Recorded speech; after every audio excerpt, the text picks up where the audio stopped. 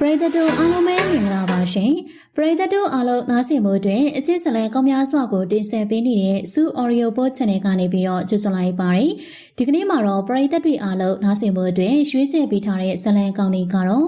စာရေးသူကောင်းကင်ကြည်ပြုရေးသားထားတဲ့ရွေးချယ်ခွင့်ဆိုတဲ့ဇလံတွေရွေးချယ်ပေးထားပါတယ်ဒီတော့ပရိသတ်တွေအားလုံးကဇလံကောင်းလေးကိုမတင်ဆက်ခင်မှာကျမတို့ရဲ့ channel လေးကို like and subscribe လုပ်ပေးခဲ့ပါဦးရှင်ဇလံကောင်းအသစ်တွေတင်တိုင်းမှာလည်းသိချင်နိုင်စေဖို့အတွက်ဒီနာကနူတီပင်လေးကိုလည်းနှိပ်ပေးခဲ့ပါအောင်နော်ဟုတ်ကဲ့ပါရှင်ဒါဆိုရင်တော့ဇလံကောင်းရှင်းစသိန်းပိုင်းကိုအခုပဲတင်ဆက်ပေးလိုက်ပါတော့မယ်ရှင်ငွေစည်ရင်တို့ဇာတာတို့ဆိုတာမရှိရှိအောင်လိုရပါတယ်ကွာစိတ်မပူနဲ့လာကွာလိုရတဲ့စီကိုငါဆိုင်ကနဲ့လိုက်ပို့ပေးမယ်ချက်ချင်းကိုရှာရဲရှာစာသိန်းကြောင်ကပြန်လာတဲ့ချင်းညိုကိုပဲကိုဖိုးသားကပြောတယ်ချင်းညိုကချက်ချင်းဆိုသလိုပဲကိုဖိုးသားဆိုင်ကနောက်ကိုကောင်းလိုက်သွားတယ်မွေးစင်းဆိုတာမပါလို့ညီလေးကိုပဲကြောင်းကလောလောဆယ်မှနာမည်စင်းမသွင်းသေးပါခလေးကိုတော့ကျောင်းမှာထားခဲ့လို့ရှာတယ်လို့ပြောတယ်ကျောင်းမှာတက်နေတဲ့ခလေးချင်းတူတူညီလေးကနာမည်စင်းတင်းမှမပါတဲ့ဖြစ်ကိုချင်းညိုကလက်မခံနိုင်ပါရှားတဲ့ညီနဲ့လို့ဖို့စဉ်းစားပြီးသားပါကံကောက်ထောင်းမစွာနဲ့ကိုဖိုးသားလို့ပညာတဲ့ပုဂ္ဂိုလ်ကကူညီပေးဖို့ရောက်လာတယ်ဆိုတော့ချင်းညိုကအားတဲ့ရှာပါတယ်ကိုဖိုးသားကသူ့ရဲ့အဖေဦးအောင်လို့တော့မခက်ထန်ပါမမအေးလိုမျိုးစကားပြောချုပ်ပြီးတော့မရှိတဲ့သူဆိုရင်တော့ပို့ပြီးတော့ခင်ကူညီပေးတတ်ပါတယ်။ရွာထဲမှာကိုဖိုးသားလိုမျိုးတက္ကသိုလ်ကျောင်းသားပညာတတ်တွေက၄-၅ရှာလောက်ရှိပါတယ်။သူတို့အလုပ်လုပ်ပြီးတော့ချင်းညိုတို့လိုအပေခံလေးတွေဆိုတော့လှေးတောင်မှမကြည့်ပါ။ကျောင်းဝါတဲ့တော့ပို့ပါတယ်။ကိုဖိုးသားကတော့အဲ့လိုမတွေ့ကွန်ဝါရဲပစိုးဝတ်တင်လေးမကြေပါအရှိချင်းချင်းနဲ့သူအားရှင်အားတလို့မျိုးကုန်းဆိုင်ကိုလာထားရှင်လူတိုင်းနဲ့စကားပြောတယ်သူသိတယ်ဆိုရင်လည်းချဲ့ကမပြောအမှန်တိုင်းပဲပြောပါရဲ့ဒီလိုနဲ့ပဲချင်းညိုကတွေ့ရှင်တပတ်ရွာကကြေးလဲကျမ်းမရေးစေကန်းစီကိုရှောင်လာတယ်ရှောင်းတာနဲ့ကိုဖိုးသားကပဲသူနာပြုတ်ဆရာမရှောက်ပေးပြီးတော့မွေးစင်းလုပ်ဖို့ထောက်ခံချက်ယူပေးပါတယ်ထောက်ခံချက်ယူရင်ချင်းညိုနဲ့ကိုဖိုးသားကညီလေးကိုပဲဘယ်နေ့မှမွေးတယ်ဆိုတာပြောဖို့နေကောင်နေရှက်လေးတွေစဉ်းစားရှာပါတယ်တော်ပါသေးတယ်ကိုဖိုးသားကဘယ်နေ့ပဲရှဲကောင်းနေမကောင်းဘူးဆိုတာသိနေလို့ပေါ့ကိုဖိုးသားကပြောတယ်မွေးနေ့ဆိုတာကလူတိုင်းမှာရှိတယ်မွေးရဲ့တိုင်မှာလူတွေရဲ့မွေးနေ့ဆိုတာရှိတယ်တဲ့ဒါပေမဲ့လူတိုင်းကမှတ်မိတတိရှောက်အောင်မီတဲ့မွေးနေ့မှာတော့မွေးမယ်ဆိုရင်ပို့ပြီးပြောကြလိမ့်မယ်ဂျပန်ခုံရှူလို့ရှားတယ်ပေါ့ကွာဒါကြောင့်ညီလေးချစ်ပြူရဲ့မွေးနေ့ကိုတော့ချင်းညိုကစဉ်းစားမိလိုက်တယ်ဖေဖော်ဝါရီ23ဆိုပြီးချင်းညိုကညီလေးကိုပဲအမေဘဲနဲ့မွေးခဲ့တယ်လဲဆိုတာမသိပေမဲ့ချင်းညိုရှင်နေမှာတော့ညီလေးကဖေဖော်ဝါရီ23ရက်နေ့မှာမွေးဖွားခဲ့ပါတယ်။နေ့တရာပြက်ကရင်ထဲကိုကြည့်ပြီးတော့ဗမာလိုမွေးနေ့တက္ကရာကိုပြန်ရှာကြည့်ပြီးရွာရဲကားပေတဲ့ဆီယာမစီမှာပါတခါရင်းစွာတာလုပ်ပေးပါတယ်။နောက်ပြီးကိုဖိုးသားကသူပါချင်းညိုနဲ့အတူကျောင်းကိုလိုင်းလာပေးတယ်။ချင်းညိုကလည်းအာဖြစ်ရလေခြင်းမှာငါတို့ရွာကလူတွေအများစုဟာရှုံးတွေဘာတွေသွားရလာကြမှာကြောက်ကြတယ်။ယူနီဖောင်းဝတ်တွေအငေါက်ခရမှာကြောက်ကြတယ်။တကယ်တမ်းတော့ပြောင်းပြန်ကြီးกว่าယူနီဖောင်းဝတ်ထားတဲ့သူတွေကပြည်သူတွေကိုဒါလေးတောင်မသိကြကောင်းလားဆိုပြီးတော့ငေါက်ရှာမယ်အစ်မရှိဘူးလမ်းညွှန်ပြီးတော့ပြောပြရမှာချိုတတရှိရင်ကြည်ဆက်ဆံရမှာအခုတော့ဘာကြောက်မေလားလက်ဖက်ရည်ပိုးလေးအလှငွေလေးနဲ့နောက်ပြီးတော့ရှိသေးတယ်သူတို့နဲ့ခင်တဲ့လူကအရှင်တီးတဲ့လူကအရှင်ကျန်တဲ့လူကနှောင်းနဲ့မျက်စိတဲ့အမြင်ကိုမတော်ပါဘူးကွာရွှာစားတဲ့အကြောင်းလေးကြောင်အိလက်ခံတာကိုလက်ခံမဲ့အတန်းပိုင်ဆရာမမရှိသေးဘူးဘာညာနဲ့အာရှာဘေးနာကဆရာမနဲ့တွတ်ထုံးနေတာမျိုးဆိုရင်တော့ပို့ဆိုးတယ်ငါမျက်စိတွေမှာတော့ကက်လန့်မေးကွာကြောင်အပြန်ကိုဖိုးသားကကွန်းကိုဝါရှင်ပောက်ကွဲနေသလောက်ချင်းညိုကတော့ကွန်ဝါရှင်ပြုံးနေမိတယ်ချင်းညိုကညီလေးကိုကြောင်အပ်ခဲ့ပါပြီဟာကိုဖိုးသားကြီးကိုဆရာမအစ်စ်လေးကခလေးအဖေလားလို့အမေးခင်ရလို့ရှက်လာတာလားဗျငါကြော်ကားဝင်တော့ကိုဖိုးသားကချီအဲ့ထက်ဆိုးတယ်ကွာဘာဖြစ်လို့လဲဘာဖြစ်ရမှာလဲအရှိလျှော်တွေကဦးစိတ်ဝင်ရဲ့သမီးကျောင်းဆရာမခေခင်စိန်လေကြောင်တဲ့ခလေးမိဘလာတာကိုသူ့အကြံမဟုတ်လို့မဆိုင်တလို့နဲ့ရှုံးတဲ့ဘေးရဆရာမကအရှိမရအဖက်မရစကားတွေပေါ်နေတာအဲမကြီးကကိုဖိုးသားနဲ့တကြံနဲ့မဟုတ်လားကျွန်တော်မှတ်မိတယ်ကိုဖိုးသားနဲ့အဲ့ဒီအမကြီးကိုတော့ဘာညာဆိုပြီးတော့မှចောင်းသားတွေကစားကြသေးရလေငါကြောဒါမျိုးကြမဟုတ်တန်တရားမှတ်မိသေးတာမင်းကဘယ်နဲ့တမ်းမို့ကိုဖိုးသားအကြောင်းသိနေရလဲပေတူအဝင်ပြီးတော့ငကြောကဟဲ့အောင်ပေတူငါတငယ်တန်းကို3နှစ်နေခဲ့တာကွာတနေ့ကအသက်မပြေလို့ တနေ့ကနေမကောင်းလို့တနေ့ကစာမရလို့ငါမြောင်ဘာမှတ်နေဘာမှမမှတ်ဘူးခင်ဗျာရှုပ်ပါရဲ့ဗျာကိုဖိုးသားရရွှာနွားရွှာမြက်မစားဘူးဆိုရင်စကားလေးရှိသေးတာပဲကိုဖိုးသားကြိုက်မယ်ဆိုရင်ရွှာရှိကဖေးကောင်းကျဲသမီးကြိုက်မနေနဲ့ရွှာပြောင်းလာတဲ့ဆရာမအသေးလေးနဲ့သာကြိုက်ပြအကြီးလေးလာသေးတယ်မင်းတို့ကောင်းလေးတွေကနော်ရွှာထဲမှာအသေးဆန်းလေးမြင်ငန်းရင်လည်းငန်းမငန်းရှင်လည်းစကားလေးထဲမှာထည့်ပြီးပြောလိုက်ရှာမှအရသာရှိရဲ့လို့ထင်နေဟာတွေငါပြောပြမယ်ငါကျောင်းဆရာမမကြိုက်ဘူးကွာကျောင်းဆရာမဆိုရင်ငါတို့အိမ်ကငါရှင်အမမများနဲ့တင်အော်ကျုံးလှန်နေပြီးဆရာမလှုပ်လုံးအရှိရှိလုံးလုံးလေအမေလှုပ်သေးတာတကယ်ပြောတာကွာဆွေးမြေးတန်လေးနဲ့ကိုဖိုးသားပြောလိုက်တာနဲ့ချင်းညိုကချဲဆိုရင်တော့ငကွယ်ကမိကြောက်ပေးတာပါ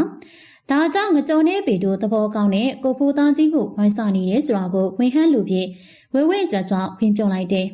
ကိုဖိုးသားမှာရေးစားရှိတဲ့ရှမ်းမလေးမနေ့တုန်းကခြံထဲကိုအလေခွန်လာဖို့တဲ့ငါမြင်ဘူးတယ်ဟာချင်းညိုစကားကြောင့်ကိုဖိုးသားမျက်နှာကပြုံးရောက်တန်ပြီးမှတည်ငြိမ်သွားတယ်ကျန်တဲ့ကောင်တွေကဆက်ဖြစ်ဖြစ်ဘသူနဲ့မှဆက်မစားတော့ပဲရှမ်းမလေးကတော်တော်ချောတာပဲလားလို့ဝိုင်းမိပြီးတော့ကျွန်တော်တို့လည်းမြင်ဘူးကျင်လို့ရွာကိုခေါ်ခဲ့ပါလားဆိုပြီးတော့ပြောလိုက်သေးတာတော်တော်ကိုအလိုက်မသိရဲ့ကောင်လေးသူတို့ပြောမှကိုဖိုးသားကသူ့ရဲ့ရီစားကိုလွှမ်းသွားလောက်ပြီးဒါကြောင့်စကားခဏပဲပြောပြီးတော့သွားစရာရှိသေးတယ်ကွာဆိုပြီးပြန်အောင်မယ်လို့ဆိုတယ်ဒါကိုပဲရွာတွေကအချစ်ရေးမှတ်သမျှနီးနာပြီးတော့စမျိုးပြန်တွေ့ပြောချင်တဲ့ငကြောကချင်းညိုကိုကတ်မိတယ်ဒါနဲ့ချင်းညိုကတူတီတလားကိုဖိုးသားရီစားအကြောင်းကိုပြောပြလိုက်တယ်ရှမ်းမလေးကမန္တလေးကိုကြောင်းလာတတ်တဲ့ဒါပဲလေမင်းများတော်တော်တိတလားလို့အောင်မိတယ်ငါရဲ့စိတ်ထဲမှာဖက်နေကြဝတ္ထုတွေကဇလန်ထက်ကိုဖိုးသားအကြောင်းကသိကျင်လိုက်တာကွာဒီကောင်ငကြောကလည်းအယူတစ်မျိုးလူကြည့်တော့ဗလာကောင်ကောင်ဒါပေမဲ့ပြောတလောက်ကပေတိုးနဲ့ဖိုးသက်ကြံလို့မမိုက်ကမ်းမှာဝတ္ထုဆောင်ကလေးအကြည့်အကြောင်းလေးကိုပြောနေရမယ်ဆိုရင်ဘဝကိုကျင့်နဲ့ရှောင်ရဲနေတဲ့ကောင်အခုတလောဆိုရင်ငကြောကချင်းညိုကုန်းရဆိုင်နဲ့ကြံရင်ဆိုင်လေးကိုကူပေးရှင်ဟန်ကြနေပါတယ်စားဖို့တောက်ဖို့လေးရှာအားရှင်အချစ်ဝတ္ထုလေးဖက်ညာဘက်ကိုလက်ထဲမှာပတ်စံလေးပေါ်ရှင်အရက်မူးရှင်းနေတဲ့ပေတိုးနဲ့သူကအချစ်အကြောင်းကိုပြောသေးတာရရပါတယ်ကြားဘူးနာဝါနဲ့အကုန်ရှောက်ပြောတာဘာပဲဖြစ်ဖြစ်ဒီကြောင်းပွင့်ချိန်ကစားပြီးတော့ချစ်ပြူကစာဖက်ပြီးချိန်မှသူတို့နဲ့စကားပေါ်ရပါတယ်ညီလေးအဖေနာမည်ကဘာတူလဲလို့ဆရာမကမေးရှင်ဘလို့ဖြေမှာလဲတားဖေနာမည်ကဦးချစ်မြိုင်ပါခမညာလို့ဖြေမှာပေါ့ချစ်ပြူကြောင်းလိုက်ရတာပျော်သလားလို့မေးတော့ပြောတယ်ညီလေးဆိုင်ရတာကိုကြီးရတဲ့စကားပြောလေးတွေလည်းရှင်းကျင်းလာပြီးတော့ပြီးနေတယ်ညီလေးစာရီပို့ရအောင်လို့ချင်းညိုကထမင်းတော့မိုးဖိုးနေတိုင်းထိပ်ပြီးပါတယ်အင်ကြီးအဝတ်စားလေးဆိုရင်လည်းနေတိုင်းတန်တန်ရှင်းရှင်းတက်တက်ရွှဲရွှဲပြင်ဆင်ပေးတယ်တန်နာခါလေးလည်းပါးပေါ်မှာဖွေးနေအောင်လိမ့်ပေးတယ်အိမ်မှာရှိတဲ့စောပန်းပင်ကစောပန်းလေးတွေကညနေခင်းဆိုရင်တော့ချင်းညိုကတီးရောက်နေကြပါတခါတလေညီလေးကဆရာမဖို့လိုချင်နေဆိုတော့ထည့်ပေးလိုက်တယ်စာကြိုးစားဖို့ဆိုရင်တော့အိတ်တာလေးတွေကမပါမဖြစ်လေချင်းညိုလည်းနေရာကနေကြီးလာတော့သိတာပေါ့ခန်းစားတတ်တာပေါ့အိမ်ကနေထမင်းကမစားကြရတဲ့ကလေးကကျောင်းမှာဘိုင်းဆဆာနဲ့ဘလို့စားလိုက်ဆိုနိုင်မလဲခဲတဲ့ခဲပြက်စောင်းအစုံမရှိပဲဘလို့စားရင်းနိုင်မှာလဲအစိုးစုံကတော့အင်ကြီးအဝယ်စားညစ်ပတ်ပတ်နဲ့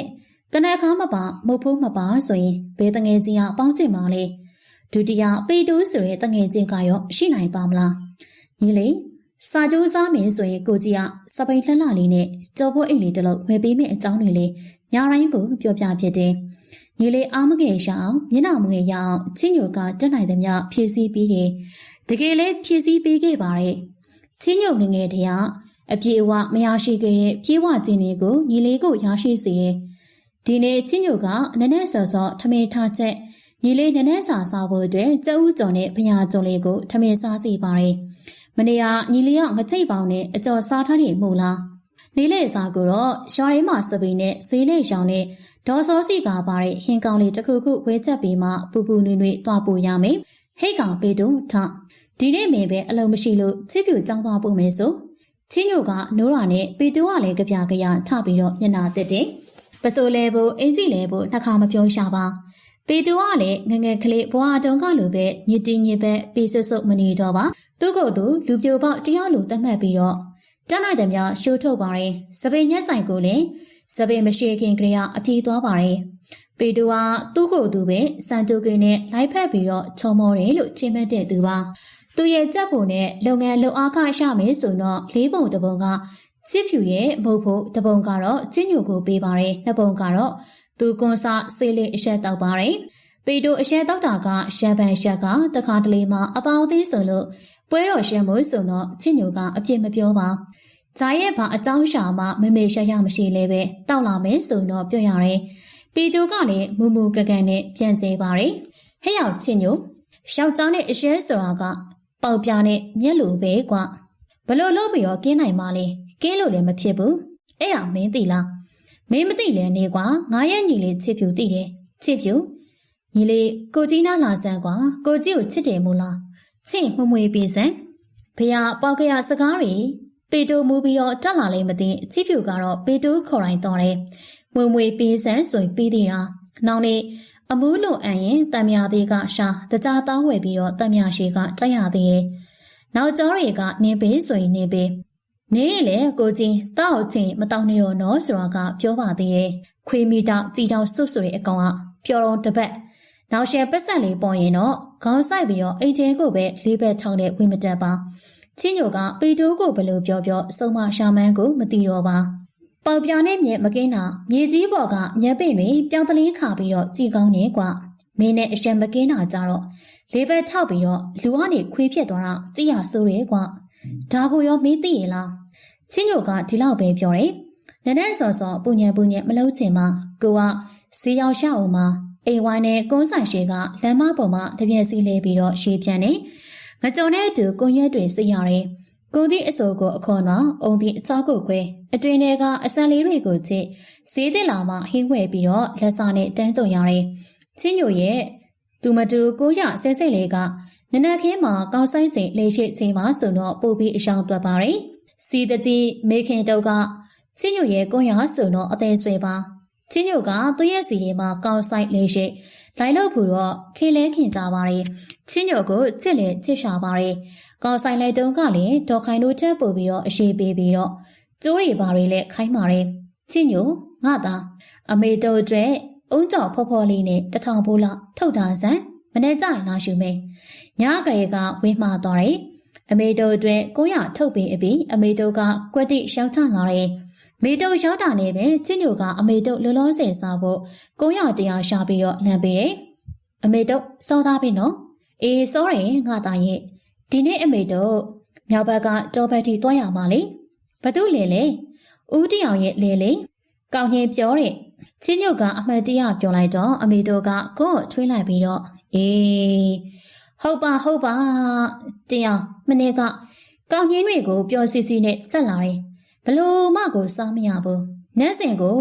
လက်ဖက်ဦးလေးချိုင်အောင်လက်ဖက်ရှူလာခိုင်းတော့လေလက်ဖက်တွေကိုခရမ်းကျစ်တီနှမ်းချင်းနဲ့တုတ်လာလိုက်တာငါရဲ့လေတော်ကမစဲသေးဘူးရွာပြန်ရှောင်းမှသူတို့အိမ်သွားပြီးတော့သူ့ရှက်မိန်မှမိချင်းညိုင်ရောတင်အောင်ရောတွားဆဲပြစ်တာလဲလို့စားလာတာဦးတည်တော့မယ်လက်ဖက်ပွဲကလေးကောင်းရင်ပေါင်းနဲ့အကြော်ကလေးတောင်ဖြောင်းမလို့တက်ဘူးစီဒနာကမပါဘူးလို့ပြီးဆိုရင်ဖြစ်ကလက်ဆန်ငါလည်းအိတ်ကြောင်တွေကိုမကြိုက်တာဒီနေ့တော့ငါးဘာသာလက်ဖက်ပွဲမြောက်တော်မယ်လေဘရာကြော်ကလေးနဲ့ကောင်းရင်လေးနှက်စင်တင်ဖို့ခွဲသွားတယ်ကျန်တာကတော့ဒင်းတို့ဘာသာဘလူလို့ငါစီတွေကငါလူတွေပြေးကင်းဖို့ငါကတော့လှုပ်ရှားမှာပဲဒါနဲ့ဒီနေ့အမေတုတ်တို့ရဲ့စီကဖျားဖို့ထွက်မှလိုက်ခဲ့ကြလေညားဤလားအမလေးကျုပ်ညားဤခရီးလည်းမသွားနိုင်ပါဘူးတော့နေချင်းပြန်ပဲဒီနေ့ကမရွှေစံကသူ့ရဲ့သမီးအကြီးမလေရှာတာကျုပ်ဖျားဖို့ခေါ်တဲ့စီလိုက်လို့ရတော့မာစီမာကဖျားဖို့မလိုက်လေလင်ရရှာမှာပါအမေတို့ရဦးတိုးကြီးရဲ့သားကိုမြင့်တုံနဲ့ရှော်ရဲကဗီဒီယိုရှုံနေမှာတော့အတူထိုင်နေကြတာပဲငကြောအဝင်ပြောတော့ငကိုကလေးကအာပေါင်းအာရှင်တန်တန်နဲ့စကားပြောချိန်နဲ့စီတကြီးမိတို့ကထမိန်ကလေးကိုပြင်ဝဲပြီးတော့ခါကိုချပြီးဟုတ်ပါတော့အမေတို့ကလည်းညင်မခံပါဘူးပြန်ပြောလိုက်ပါတယ်ကျုပ်ကတော့ဖျားဖို့ခေါ်တာပဲတော်ရင်တော်သမီးကလက်ဦးတူပြီးပြန်လာတာကတော့မတက်နိုင်ဘူးလို့ဒါပေမဲ့ဒီနေ့တော့အမေတို့လည်းခေါင်းစားမခံတော့ဘူးကိုယ်စီတွေကကောင်မတွေကလည်းအရော့တွေပေါ်တယ်အေးသိတယ်မဟုတ်လားမိကျတို့အဖွဲဆိုရင်မနိုင်ဘူးဖျားဖို့လိုက်မပို့ဘူးလားပို့မယ်နေချင်းပြန်မယ်လို့ပြောလိုက်တယ်ညာအိမ်ညနေခေါ်သွားပြီးအပြန်မှာလက်ဆောင်တွေပါလာကြမယ် ကိုအဖြစ်မကင်းမှုဖြစ်နေမယ်မင်းတို့လည်းလိုက်ခဲ့ကြချောင်းချောင်းကြီးကြီးထိုင်ရအောင်ကားနှစင်ငှားချတယ်ဟုတ်ကဲ့မေကြီးတတလိုက်ခင်မယ်နော်ဘယ်တော့ကလေးကအရာချပြီးတော့ဆိုင်နေရှောင်းနေမယ်မသိတဲ့ချစ်ဖြူကထားပြောတယ်မိတို့ကသဘောကျစွာရှိပြီးတော့အေးငါမြေချစ်ဖြူကိုလိုက်ခဲ့မေကြီးတို့ကပြည်ဝင်အိုးကြီးနဲ့ထမင်းချက်ရေဘဲဆန်နဲ့နန်းချင်းလက်ဖက်တုပ်လေးစက်သားကြော်ပြီးတော့တေးခဲ့မှာဟုတ်ကဲ့လိုက်ပါချစ်ဖြူကအရှင်ကလို့ပေးခဲ့တဲ့စကားမပြောတော့ပါလူကြီးလူငယ်မရှိအလိုက်သိအောင်လို့စကားပြောတဲ့ချင်းမင်းအဖေဘယ်သူလဲဆိုတာမင်းသိလားကြားဝဲတဲ့ကြက်ကလာအကြီးကွာလို့လာဆိုင်ရင်တောင်မှဟုတ်လဲဟုတ်ပဲနဲ့ကြားဖေကအိမ်မရှိတယ်ဓပုံထဲမှာလို့ပြောတယ်စားရဲသူတွေကလည်းခလေးစိတ်စွာတမင်စားကြတာပါခလေးကစိတ်မဆိုတော့တခါကားတွေနှခါဆက်ပြီးတော့မစားကြတော့ဒီလိုနဲ့ပဲကောင်းဆိုင်ချိန်ပြီးဖျားဘူးထွက်မဲ့ခရီးစီမှာချင်းညိုတို့ညီအကိုပေးတူးငင်ကြောဖိုးတဲ့ကြံပါမကြံအကုန်လိုက်ပါတယ်ပတ်စံတွေလည်းကြိုပြီးတော့အဆုထားကြတယ်ရှော့ပစိုးစီရောက်လေးကွင်တငယ်ချင်းလေးရောက်စင်တူဝေဖို့ဝင်ထားပြီးတော့ရှော်ရဲကထွထွေးစီမှာချင်းညိုကိုယ်တိုင်တွားအပ်ပါတယ်ချင်းညိုကယောက်ျားလေးဆိုပေမဲ့စကားပြောရင်မိန်းမဆက်ဆက်နူးနူးညံ့ညံ့ပါချစ်ပြုလေးအတွက်အမေကလည်းချင်းညိုအဖေကလည်းချင်းညိုအစာအသောက်မရှိနာပြီးသူ့လုံးနေတဲ့သူမို့မိန်းကလေးတွေစတာနောက်တာမရှိဒါကြောင့်လူကြီးတွေကလည်းရှုံကြည့်တယ်မိန်းကလေးအပေါင်းအသင်းတွေကလည်းချင်းညိုနေဆိုတော့မောင်နှမလိုပဲဆက်ဆံကြတယ်ထွထွေးလိုအင်းတင်ဆန်းချုပ်ပြီးတော့အနေထိုင်သူသိတဲ့မိန်းကလေးတော်မှချင်းညိုကိုတော့ခင်မာရီချင်းညိုကလည်းထွထွေးကိုပဲမိန်းကလေးအပေါင်းအသင်းတွေထဲမှာအခင်ဆုံးလို့ပြောရမယ်ချင်းညိုနေရပစိုးတွေကလေးတောင်ပြေကွင်းနေဟာအနံလေးကြည့်တယ်ခွေးလဲကျိန်သားပဲနေဝေးလို့လေကောင်းချစ်ဖြူလဲရှောင်းလို့ငါနည်းနည်းဖြတ်ပြီးတော့ထုတ်ပေးလိုက်မယ်လေအေးချစ်ဖြူအတွက်အပ်ထားတဲ့အင်ကြီးအဖြူကရှားပြီလားမရသေးဘူးတဲ့ငါရဲ့ជីជីတို့လည်းကူနေရသေးလို့ငါလည်းဒီနေ့မှဆက်ထိုင်ရတာအေးပစိုးတွေတော့နောက်တစ်ပတ်ထဲမှာအပြီးထုတ်ပေးဦးနော်အေးပါဟဲ့နေရလေအဝေးကြီးလူသေးတာသွားမယ်နေမနဲ့မေးပြီးရပဲမဟုတ်လားမရဘူးဟာပစိုးမရမချင်းချစ်ဖြူကိုလေညနေခင်းတိုင်းစပင်းစီနဲ့နေ့စီကိုလှုပ်မအေးချစ်ဖြူသာလှုပ်လိုက်အဲကြောင့်မှထွထွေလည်းမဝိတ်ရဲမဟိုတပတ်ကသူ့ရဲ့ကြောင်စိန်ပစိုးလေးနဲ့ဘောင်းမီကိုလှမ်းမိတာမမထွထွေရဲ့တားရဲ့ဘောင်းမီနဲ့ပစိုးမရသေးဘူးလားဗျာတဲ့တာဝစ်ချင်နေပြီချုပ်တော့ဖျားနေနောက်ရှဲကြောင်ပိတ်တော့သူ့ရဲ့မုန်းတွေလာရှူပြီးထိုင်ဆောင်နေတာဟဲ့ဒီနေ့ချုပ်ပြီးတော့မနေ့ပြန်ကြောင်ခွင့်ရင်ဝဲကိုခွင့်ရမှတခြားကြောင်ကဆရာကြီးတွေကတားတို့ကြောင်ကိုလာမှာပါဆိုနေရှီရရဟဲ့နင်းကြီးရဒါနဲ့ငါမရလူပြိုကြနေရပဲရှီးဟာဝဲပါလို့ပြောလိုက်တော့မေကြီးမသိလို့သူတို့ကအဝတ်အစားတွေရောကြည့်မှာတားတို့ဆရာမကပြောလိုက်တာတန်တန်ရှင်းရှင်းတဲတဲရှက်ရှက်ဝေခဲ့တယ်ဗျအမလေးဒီကလေးကစကားတက်လိုက်တာမှလွန်ကြရောလေသူ့မောဆိုလည်းမနှံ့မြော့ဘူးမိုးဖောက်ပြရနဲ့မုတ်ထုတ်ကိုလေကျုပ်ရှိတူပေးပြီးတော့မေကြီးစားလီစားဆိုပြီးလှုပ်သေးတာဒါနဲ့ကျုပ်ကအမေကြီးအောင်မုံမကြိုက်ဘူး900ကြိုက်တာ900ခွဲကျွေးမလားလို့မေးတော့ခေါင်းညစ်ပြီးတော့ကိုကြီးချင်းညိုစီတွားစားလိုက်မေကြီးရဲ့အုံးကြော်ရောပါတယ်တဲ့လေလိုက်တာဆိုရင်ရှုပ်ကလည်းသူ့ရဲ့ဖိုးသူတော်လေးကြာနေရပဲနော်အသားဖြူဖြူတွတ်တုတ်ကလေးဟုတ်တယ်ချစ်ဖြူကမတရားနေတာជីជីရဲ့ကြောင်ကဘာမှတခုံးမကြံအကုန်ပြန်ပြောပြတတ်တယ်ချင်းညွာဂုံယူစွာနဲ့ညီလေးအကြောင်းကိုပြောမိပြန်တယ်အခါခွင့်တင်နေဆိုရင်ညီလေးကောင်းကြောင်လေးတွေချစ်စရာအမှုရှာလေးတွေကိုပြောပြဖြစ်တယ်ညီလေးကလည်းတနေ့ထက်တနေ့ပိုပိုချစ်စရာကောင်းလာတယ်သိလေသိတက်လာတယ်တွေးလေတွေးတက်လာတယ်ကိုကြီးတားတို့လည်းကိုရောင်းရင်မုတ်ရှောင်းမယ်လေတဲ့မရမုတ်စားကြည့်လို့လားဟုတ်ပါဘူးတာမိုးဝဲဆောင်ရင်စပိတ်ရှိတယ်ကိုကြီးဖိုးကလားဆိုရင်မိုးဝဲဆောင်ဖို့စပိတ်ရှိဘူးခြေချင်းသွားပြီးတော့ဝေးရတာဒီလိုနဲ့ပဲကလေးတွေစားတတ်တဲ့ဇီးရိုစီမကြီးပလွေချောင်းနေကြစိအစာရှိတာလေးတွေပါ900ဆိုင်လေးထဲမှာတင်ဖြစ်တယ်အလုတ်တော်ဖြစ်တာအချိန်မရှိဘူးဆိုရင်ဇီးထုတ်ကလေးအန်လိုက်တယ်ညီလေးမဟုတ်ဖို့လောက်ကတော့မုတ်ချောင်းရင်းနဲ့ချင်းညိုကရှားနေပါတယ်အဲရဲ့ထမင်းပေါ်ဟင်းပေါ်လေးနဲ့ပဲငကြော်ရှဲနေထွက်ဖို့ကိုနှုံအမျက်ကလေးကနေနေစဉ်ကျမ်းပါတယ်ဒီအမျက်ကလေးရဲ့ပန်ကုံရှောင်းတာကနေစူမိတာကအမေတို့စီကနေတဆင့်စပါးပေးထားတဲ့စပါးအတောင်း20ပါချီးပြူလေပင်ကဆွဲပြောင်းလေးတစ်ခုနွားကလည်းပြီးခဲ့တဲ့တသားကိုမရှာဘူးဆိုပေမဲ့နောက်တသားကခုလဲပါနွားကိုလည်းပြန်မအပ်သေးပဲစူမိအောင်လို့ဝေးထားလိုက်အောင်မယ်ချင်းညိုကမနှဲပြန်ရွာထဲမှာဖုံစင်ခဲမင်းနိုင်ခွင့်ရောင်းတဲ့အချိန်မှာပါပါတယ်တကယ်တော့ရွာထဲမှာမင်းနိုင်နေတာကြာပါပြီ စိတ်အင်ကောင်တအင်ကောင်စီနဲ့ခွဲပြီးမဲနှိုင်းနေကြတာပါပေါသူအများစုကတော့အန်အောစရာကတကြီးဆွေမျိုးတွေကြီးပါပဲတခြားလူပေါက်တာကြာဘူးတယ်ဆိုလို့တယောက်နှစ်ယောက်ပဲရှိတယ်ကိုဖိုးသားကတော့မပေါင်မဲအတူတူနှိုင်းမနေပါဘူးကွာမကြခင်မှာ1500ရန်စင်ကက်တွေကပေါ်လာတော့မှာကွာလို့ပြောတယ်ဘာပဲဖြစ်ဖြစ်ချစ်ကျုပ်ကတော့နှိုက်ပါအောင်မေ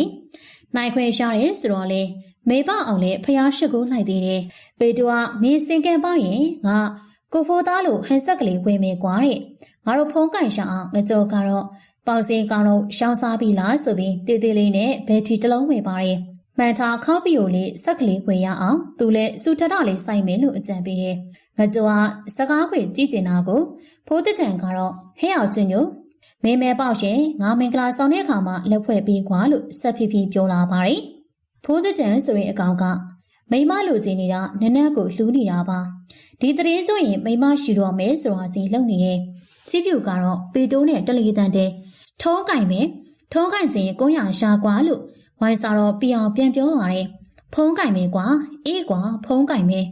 ဒီလိုမျိုးစိတ်ကိုအိမ်မက်တွေတလေကြီးနဲ့ချင်းညိုကမေးသွားလိုက်တဲ့ထုံးဆက်အတိုင်းမပေါပါဘူး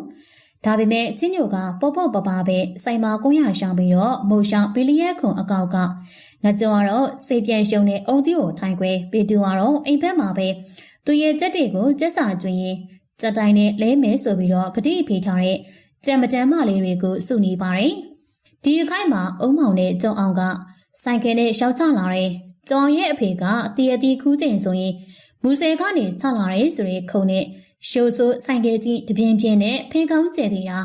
ခါမှလည်းသူရဲ့ဖေရဲ့ဟန်ဆက်တရေအနက်အိတ်ကလေးကလည်းထိုးနေလို့ပါသူရဲ့ဆိုင်ကယ်ကဖြင့်ကိုဖိုသားစီးနေတဲ့ဒူတဝက်တောင်မှအစိမ့်မမီပဲနဲ့ချင်းညိုစိတ်ထဲကနေပြောပြီးသူတို့မှာတဲ့ကိုရကိုတော့လက်ကရှာပေးလိုက်တယ်ကိုရှာငါးရှာဖို့သူတို့မှာတဲ့အတိုင်းရှာပေးပြီးရနဲ့ချင်းညိုကလမ်းပြီးအုံမောင်ကလှမ်းရှူကျော်အားကအိတ်ကက်ထဲကထောင်တန်းလေးတရွက်ကိုထုတ်ပေးရှင်ပြောတယ်ချင်းညိုအန်းစီက900ရယ်မရှိရင်လည်းရှာတယ်ကွနောက်နေ့ငါကုန်းလာစားမယ်ချင်းညိုကပြုံးမိသားပါတထောင်ကျန်လေးတရွက်နဲ့ဘဝလာမြင့်ပြနေတဲ့ကျော်အားသူမြင်အောင်ချင်းညိုကပတ်စံချင်းကိုပဲမြောက်ကင်ပြီးတော့ငါးရှာတန်းပြန်အပ်လိုက်တယ်။အုံမောက်ကဒါကိုမြင်ပြီးတော့ခဏခနဲ့နဲ့ချင်းညိုကငငယ်တုန်းကလို့မဟုတ်ဘူးကွ။ပတ်စံတွေကတော်တော်ပုံနေပြီးငါတို့လည်းချီးပါအောင်ကွ။အုံမောင်နဲ့ကြော်အောင်ဆိုတာကချင်းညိုဘွားမှာမှကြောက်တင်နာကြည့်ရပါတယ်။သူတို့ကြောင့်ဆီယာမစီကအထင်သေးစွာနဲ့အစည်းခံခဲ့ရတယ်။အတန်ထဲမှာလည်းတခိုးတွင်ဆိုပြီးတော့ဆွဆွဲခဲုံနဲ့အာမရှားနိုင်ပဲတကြောင်လုံးကြွားလုံးအထူးသဖြင့်အတော်ဖြစ်သူစီကချင်းညိုကအဆိုင်ခံရအစဲခံရအမေပါထဲဆင်းခံခဲ့ရတယ်။ပြန်တွေ့ရရှင်တဲ့မှာအဲ့ဒီအချိန်ကနာသလို့ရှင်တင်းမှလည်းတစစ်စစ်နာတယ်။ဒါမဲ့ချင်းညိုကပြန်ပြုံးပြပြီးတော့ပြောလိုက်တယ်။ငါပစ္စည်းပါရှင်အတူနဲ့ပတ်စံကြီးရေကွာ။မင်းတို့အပေါခံထားစရာပစ္စည်းရှင်တော့လာခဲ့ပေါ့ကွာ။ချင်းညိုပြောတော့အုံမောင်တယောက်ကအရှက်ပြေရှိသွမ်းပြီးတော့အေးပါကွာအေးပါမရကွန်ရဆိုင်လေးနဲ့တထေးဖြစ်ပြီးတော့အောက်မိနေတာကိုကျော်အောင်ရဒီကောင်တော့မင်းလိုပွဲစားသားဖြစ်လို့ကတော့မလွယ်ဘူးကွာဒီလိုပါပဲကွာတငယ်ချင်းမပြေတဲ့အိုးတွေကဘာပင်ခက်တဲ့တာဒါတဘာဝပဲလေကဖဲကပြောင်းပြန်စောက်တလဲစကားတွေကပြောရင်ပြောဆူဆိုင်ကယ်ပေါ်ကိုနှစ်ယောက်သာတက်သွားကြတယ်ချင်းညိုကဘာမှပြန်မပြောစိတ်ထဲမှာတော့စောင့်ကြည့်ကြဖို့ကွာလို့တွေးမိတယ်ဒါကိုကြားသွားတဲ့ပေတူကအခဲမကြည့်ပါညနေခင်းပိုင်းမှာဖိုးတကြံခေါ်ပြီးတော့ထွက်သွားတယ်။ညနေစာထမင်းစားချိန်နဲ့ပေါ့မလား။ထမင်းစားချိန်မှာပေတူပြန်ရောက်မလာတော့ချင်းညိုကစိတ်ပြက်စွာနဲ့တွေ့မိတယ်။ဒီကောင်ပေတူသွားတော့ပြန်ပြီလားမသိပါဘူးကွာ။ဖျားဘူးလိုက်ဖို့နဲ့ဟန်ဆက်ဝယ်ဖို့ပတ်စံစုနေရင်လေးပြောသေးတယ်။တွေးနေစင်မှာကိုကြီးချင်းညိုကိုကြီးချင်းညိုအင်ရှိဘက်ကဖိုကလာလှမ်းခေါ်တန်းကြောင့်ချင်းညိုကဟန်တွင်ရင်ကိုတီညက်ရာကနေထောင်လိုက်တယ်။ဖိုကလာလေးကအမော်တကောပြေးလာရှင်ကိုကြီးပေတို့လူဆိုင်လူပြလူကြီးရေရှောင်းနေတယ်ပေတို့လူကြီးရေရှောင်းနေတဲ့တရင်ကိုကြားတာနဲ့ချင်းညိုကအနောက်ဘက်အိမ်ကဖိုးတန်းအောင်ကိုအဖော်ခေါ်ပြီးတော့လိုက်သွားတယ်ကျော်အောင်အမေကတစ်ဖက်သက်စီဘိုစင်းနေပြောနေတာကလွယ်အကုန်အစင်ပြေးတယ်လူကြီးကတော့ရှမ်းဖြစ်တဲ့လက်ဖက်စလုံးကရွှန်လန်ကကြောက်ကချဆိုရင်တော့ကြောက်ကချပေတို့ရောချင်းညိုရောလက်ခံပါတယ်ဒါကိုကျော်အောင်အမေကအမလေးမကြည့်နဲ့နိုင်ဘူးမချနိုင်ဘူးစုပ်သာခက်ရတာဟိုဟာတွေကမိမစုံမဖမစုံမကလေးကွာရင်လက်ရည်စိတ်နဲ့ကွန်တပြေးပြေးဆွေးလေးတစ်ဖောက်ခွာနဲ့လှူမိုက်တွေ ကျုပ်သာစိတ်တန်းဖြေထားတာကြောင့်သာစောင်းမွေးပွဲကြောက်လို့စိတ်လေးလွင်ပြီးတော့အရက်ဆိုင်သွားမိတာပဲရှိရင်တူတော်မဟုတ်ဘူးတော့နေပါဦးခမည်းသားမတူဘူးဆိုတာဘာသဘောလဲလူချင်းအရက်ဆိုင်မှာတွေ့လို့အရက်တောက်ပြီးတော့ရှမ်းဖြစ်တာမတူဘူးဆိုတော့ကျုပ်ကလူခမည်းသားကခွေးမလို့လားဘာပြောတယ်ကလေးကဝမိမစုံမဖမစုံမအကောင်ဟိတ်တော့ကြတော့ဝိုင်းတားစင်းနေတဲ့ကြားကပေတူးတန်ကကွက်အက်ထွက်လာတယ်ကျုပ်ကအမေမရှိဘူးအဖေမရှိဘူးမစုံမဘူးဘာဖြစ်တယ်လဲအဲ့ဒါခမည်းပါဇက်ကထုတ်ပြောမှမဟုတ်ဘူးလူတိုင်းသိတယ်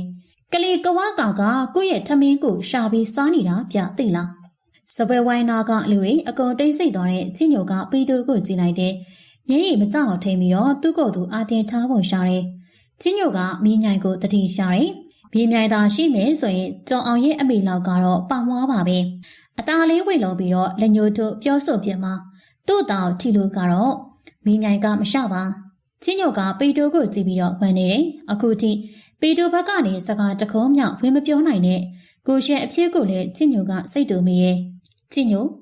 ငါမားတယ်လို့မင်းမတွေးဘူးမို့လားညားတကောင်အဲ့ချိန်မှာပီတိုကထမိတယ်အိမ်မပြောသေးတဲ့ချင်းညိုကလက်ဖူးပေါ်မှာလက်တစ်စဉ်းစားနေရင်ကနေပီတိုရှိရဲ့ဘက်ကိုပဲမျက်နှာလှည့်လိုက်တယ်ပီတိုကချင်းညိုနဲ့သူ့ကြားမှာအိပ်ပျော်နေသူချီဖြူလေးရဲ့ခါကိုပဲဖက်တွင်လာရဲ့စကားဆက်ပြောပါတယ်ငါဘက်မှာချီဖြူရဲ့မင်းရဲ့ရှင်ရှာပြီးကွာဘယ်ကောင်မှငါမကြောက်ဘူးမင်းလည်းဘယ်ကောင်မှကြောက်စရာမလိုဘူးတီးခံစရာမလိုဘူးလောကကြီးမှာပတ်စံဆိုတာကိုယ့်ရဲ့အစွမ်းအစရှိသလောက်ရှာလို့ရတယ်ပတ်စံဆိုတာလူကလှုပ်ပြီးတော့လူအပြန်သုံးဖြုံးနေတာပဲပတ်စံဆိုတာတုံလိုက်ရှာရင်အဖိုးတန်ပြီးတော့အလက်ကဟာတာဖြုံးလိုက်မယ်ဆိုရင်တော့တန်ဖိုးတွေကမေကုံလျှော်ပြီးသူရဘာလဲမင်းကငါကြောက်ကခြံရမယ်ပတ်စံကိုနှမျောနေရလားမနှမျောပါနဲ့ကွာငါမျိုးပြန်ဆက်မှာပါပတ်စံကိုနှမျောလို့ပြောတာမဟုတ်ဘူးပြီးသူမင်းစဉ်းစားကြည့်ဖို့ပြောနေတာမင်းအရက်ကိုတောက်နေသေးရတော့ငွေလဲကုန်ပြဿနာလေးကြုံရမှာပဲဟဲ့အောင်ချင်းညိုမင်းကပါငါအရက်မူလို့အုံးမောင်နဲ့ကြောက်အောင်ကိုထားထိုးတယ်ဆိုပြီးတော့ထင်နေရလားငါမမူးဘူးကွာသူတို့နှစ်ကောင်ကိုထိုးကျင်လို့ကိုငါအရက်ဆိုင်နဲ့တမင်တက်တက်တောတာရှင်းလားမင်းကသာမိနိုင်တာငါကမမေ့ဘူးချင်းညိုမင်းသိလားဒီခွေးကောင်နဲ့ငါတို့ကိုစော်ကားမော်ကားထိကပါရှိကပါပြောတာမင်းကသာအလိုညှိခံနိုင်တာငါညှိမခံနိုင်ဘူးညှိမခံနိုင်လို့အဲ့ဒီအကောင်လေးပါစက်နောက်တစ်ခါမှမထွက်ရှင်းအောင်လို့ပြစ်ထိုးခဲ့တာရှင်းလားပေတိုကအန်စိတ်ပြီးထအော်ရဲဝယ်တက်လာတဲ့မျက်ရည်တွေကိုချင်းညိုကလန်းနဲ့မသိမသာပုတ်ချပြီးတော့တစ်ဖက်ကိုပြန်လဲပေတိုကိုကြောခံလိုက်တယ်နှုတ်ကတော့ချင်းညိုကဖြည်းဖြည်းတူတူလေးပေတိုကိုပြောဖြစ်တယ်ပေတိုမိမားတယ်လို့ငါအပြည့်မတင်ဘူးအေးဒါပေမဲ့မင်းသိလားပေတိုလူတွေကပတ်စံရှိရဲ့လူဒါမှမဟုတ်အနည်းဆုံးတော့အမေရှိအဖေရှိပြီးတော့ဆွေမျိုးအရာရှိတဲ့ကောင်ကလူမလေးခွေမခန့်အလုံးမခံရှာဘူးကွာငါတို့လိုကောင်လေးတွေလက်ထဲမှာပတ်စံဖော့ဖော့မရှိအဖေအမေဆွေမျိုးအရာမရှိတဲ့ကောင်ဒီလိုမျိုးတွေကလူမလေးခွေမခန့်လာလို့ကြရမှာပဲဘာဆိုင်လို့လဲကွာလူချင်းအနာရှိအောင်သူတို့လောက်စာငါတို့ကစားနေအောင်မဟုတ်ပဲဘာလို့စောက်ကြီးကိုစိုက်ရမှာလဲဂယူဆိုင်လို့ပဲမေရှန်ဖြစ်ခဲ့တာပေါ့ကွာအဲ့ဒီဂယူမစိုက်ဘူးဆိုရင်မေရှန်ဖြစ်စရာဘာလို့မလဲဟဲ့အောင်ပေတို့မင်းမသိမချင်းမှတ်တာလူမလေးခွေမခန့်အလုတ်ခင်ရတိုင်းရှန်ဖြစ်စရာမလိုဘူးပတ်စံရှာဖို့ပဲလိုတာပေတိုးငြိမ်ကြသွားတယ်တောင်းကြမှာပေတိုးထပြီးတော့ပြောလာတယ်ချင်းညိုမင်းပတ်စံရှူနေရပဲပတ်စံမရှူတဲ့ကောင်ကဘယ်ကောင်ရှိလို့လဲမကြော်လေကွာမင်းပေးတလောက်ပဲရှူတာပေတိုးကရှိတဲ့ရောပြောလိုက်တော့ချင်းညိုကစိတ်မိတယ်တော့ငါကညာမနဲ့ထမင်းကျွေးရတာမင်းတို့လိုအားကနှုံနေပြီလို့ဘယ်ဖြစ်မလဲအေးလေကွာဘယ်ဖြစ်မလဲငါကြောကလည်းမင်းနဲ့တူကိုရောက်ရှာတာကိုကြည်နေနေတဲ့ကောင်မငါဆိုမင်းနဲ့တူကိုမရှောင်းနိုင်ဘူးမင်းကလည်းငါကိုတူရှောင်းဖို့မခေါ်ပါဘူးဟဲ့အောင်ပေတူမရှင်းနဲ့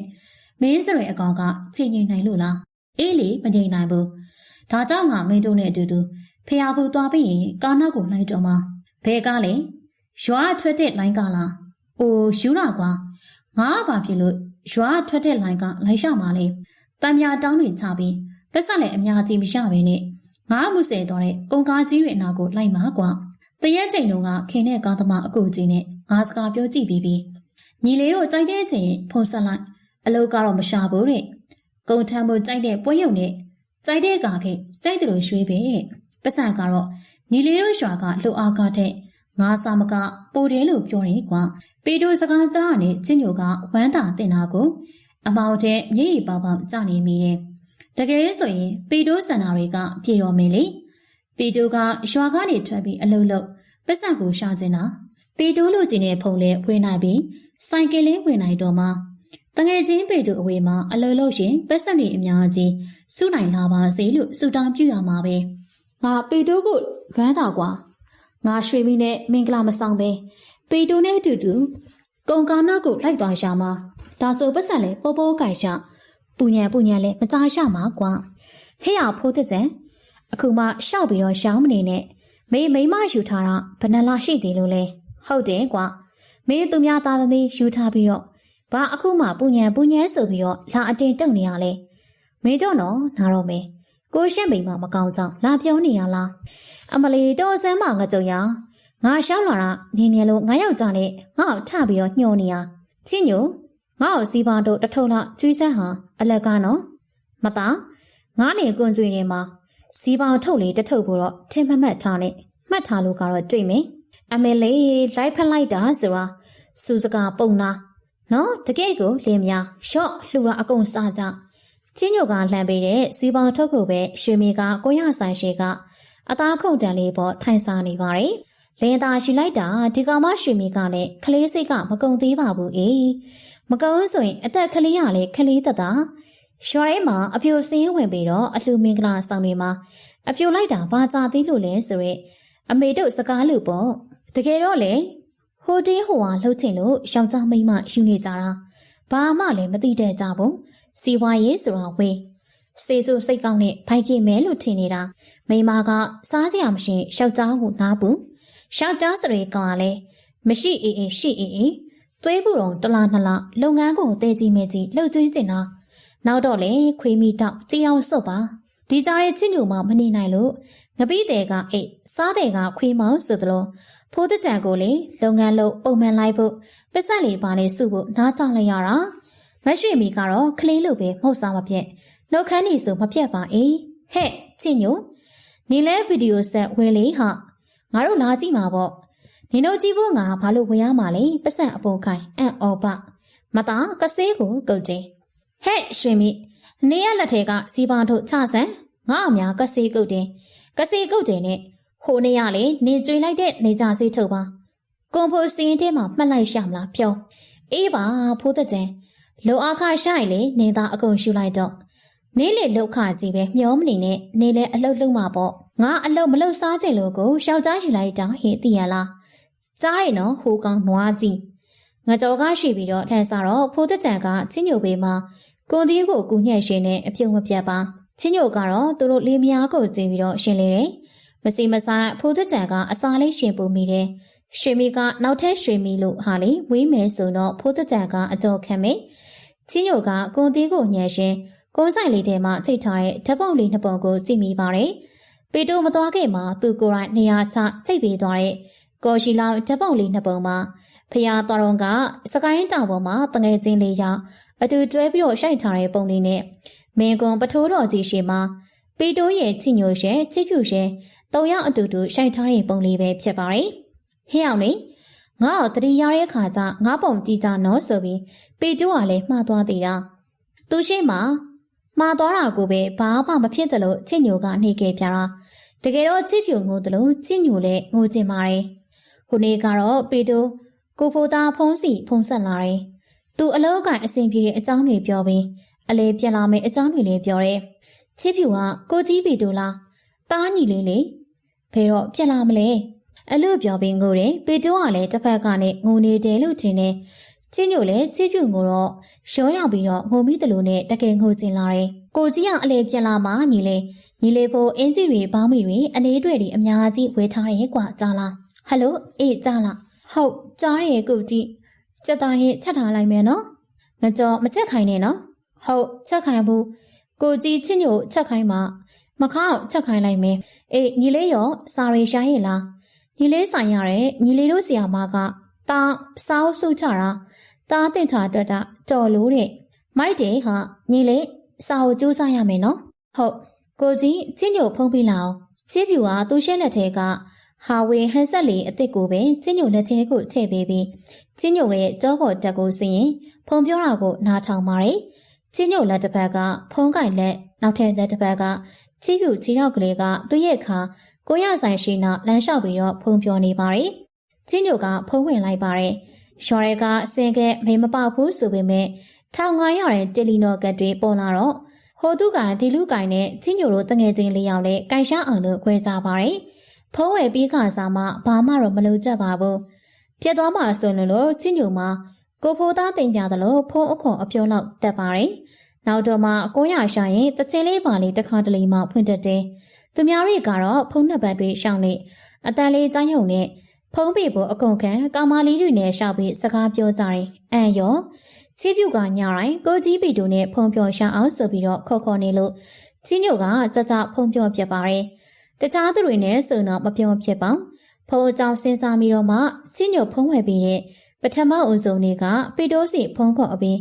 အမေးတမေခေါက်တဲ့ကစာရွက်အတူလေးအသေးအသက်လိုက်ရှာမိခဲ့တယ်မမဲရှာရှာပိန်ထားတာမို့တွေ့ရတွေ့တယ်စာရွက်ပေါ်ကမပီမသားလက်ရှိလေးနဲ့ရှိသားထားတဲ့အင်္ဂလိပ်ခဏလေးတွေကိုပဲဖုံးပေါ်မှာနှိပ်ပြီးတော့ခေါ်ကြည့်လိုက်တယ်ခေါ်ကြည့်ရင်ရှင်းတဲမှာတတိန်တဲ့အမေများကြိုက်မလားအမေကရှင်တာအဆင်ပြေတဲ့အကြောင်းလေးပြောချင်လို့ပါညီလေးကြမ်းကြမ်းမမနဲ့ညံကောင်းပြီးတော့စာတော်တဲ့အကြောင်းလေးပြောချင်လို့ပါခဏကြာတော့ချင်းညိုနားထဲမှာနားမလည်သောစကားတွေနဲ့ပြောနေတာကိုကြားခဲ့ရတယ်။အော်အမေရဲ့တားလေလေမမနဲ့အဆင်ပြေတဲ့အကြောင်းလေး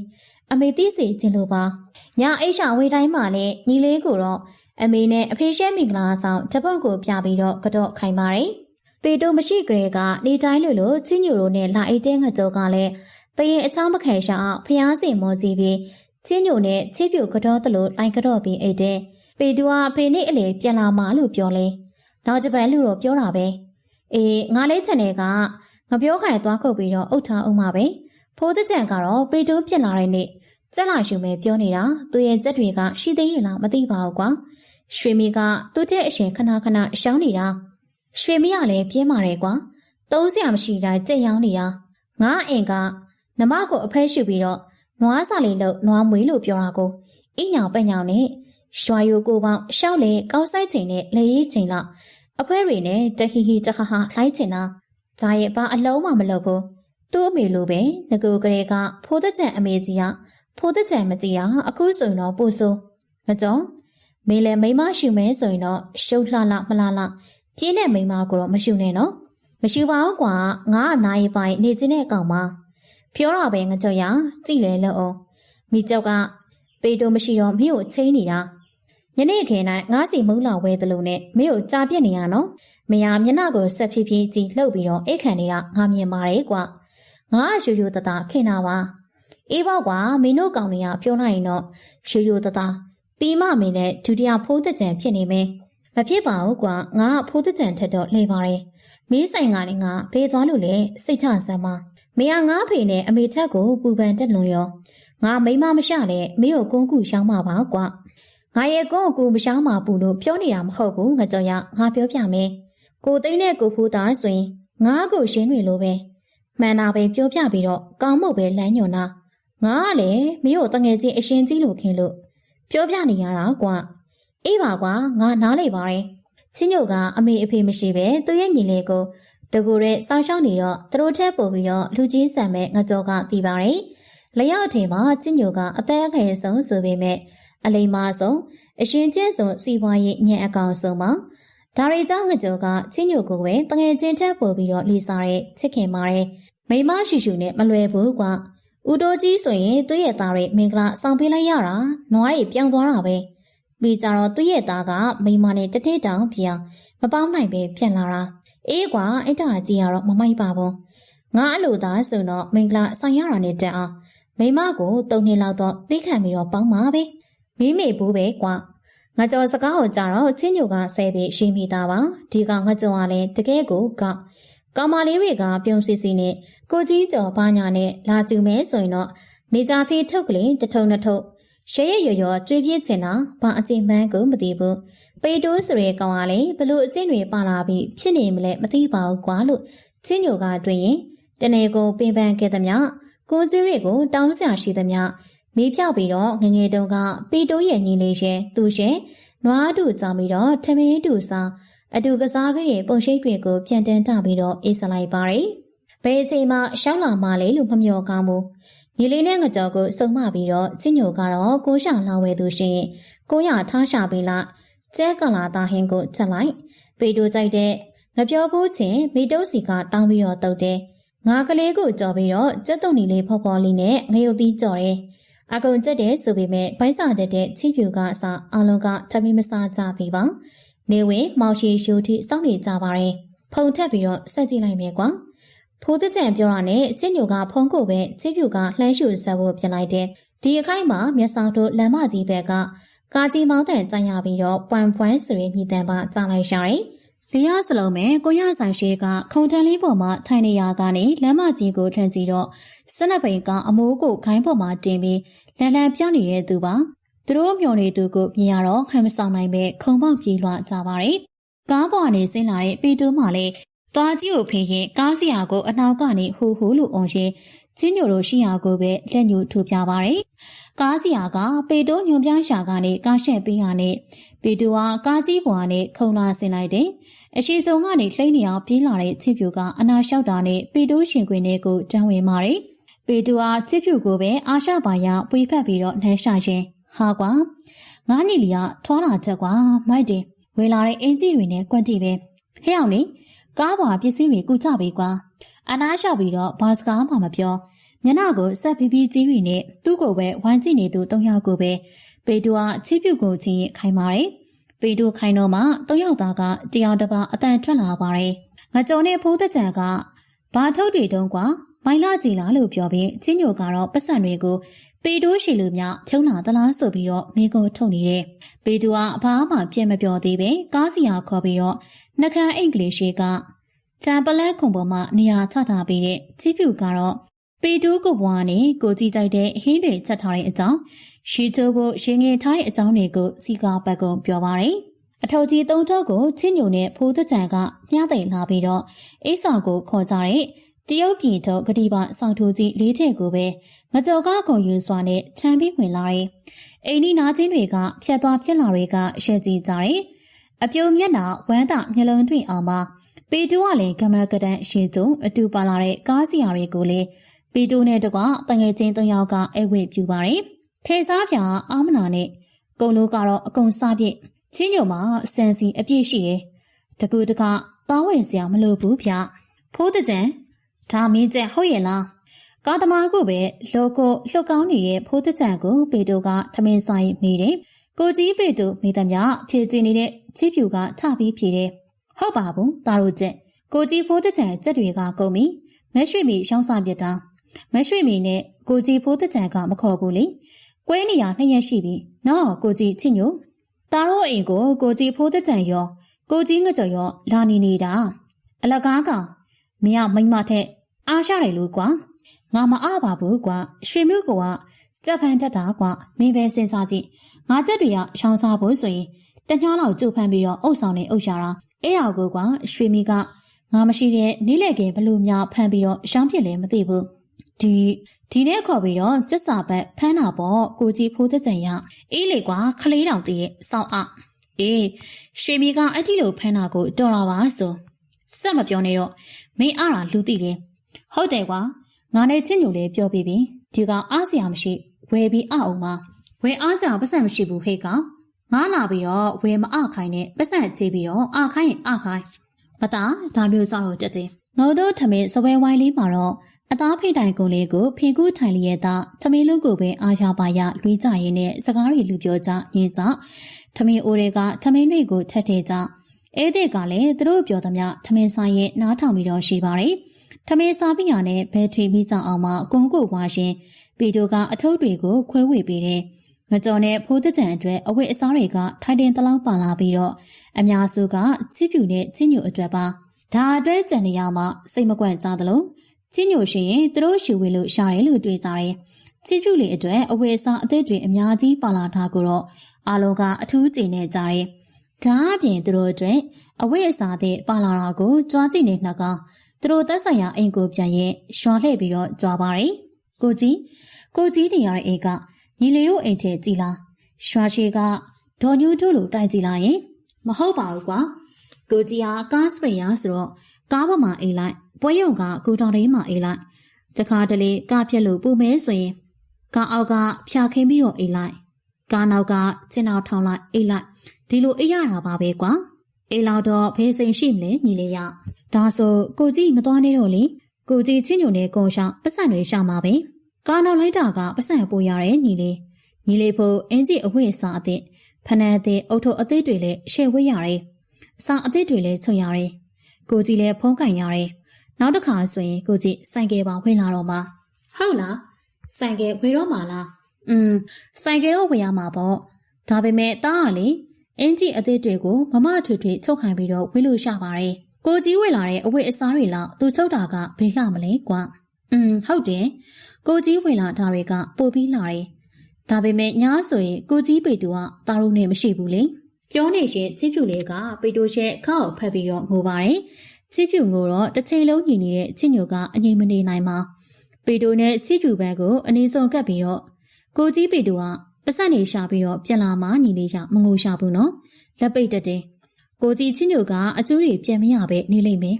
ညီလေးကသွားတောင်းပြီးမှာပေါ့ညရှိဝဲနေတဲ့ချစ်ညိုရောရေးရကြောင်းနေတဲ့ပေတိုရောညီလေးရဲ့စကားကြောင့်ပြုံးမိသွားတယ်ပေတိုးပြင်ရောက်ကလေးကပေတိုးအနားမှာတောက်တက်လေလို့ကန့်နေတဲ့သူချစ်ဖြူကညာဘက်အိပ်ပျော်တဲ့အထိချင်းညိုရဲ့လက်ပေါ်ရောပေတိုးလက်ရောသူရဲ့ဘိုက်ကလေးပေါ်မှာတင်လျက်သားမဖြုတ်ပါပေတိုးခီးပန်းလာတော့လဲပဲစစောအိပ်မပျော်သေးပါအိမ်အရှိခံတွေကအိတ်တဲ့နဲ့အိပ်ပျော်နေသူချစ်ဖြူလေးမကြောက်အောင်ချင်းညိုကိုလေးတန်းလေးနဲ့သူသိကျင်သမျှမိညံပါတယ်ချင်းညိုကလည်းပေတိုးတီထားတဲ့နေလို့မှန်သမျှခရီးစီတွင်ကြောင့်ပြောပြတယ်ဒီလိုနဲ့မနဲ့မိုးလင်းတော့ရွာတလေးအတိုင်းချင်းညိုကစောစောထားရွှေနေအုပ်တည်ပြီးတော့တမျက်စီလဲတယ်။ထမင်းချက်ပဲပြုံးနဲ့အကြော်ဝဲဆိုင်ဖွင့်ကာမထွက်ဖြစ်တဲ့အားလေးရှင်မို့ကားစရာရောပီတိုရောနည်းနည်းစာစားပြီးကလေးကကုန်းဆိုင်မှာထိုင်ရှင်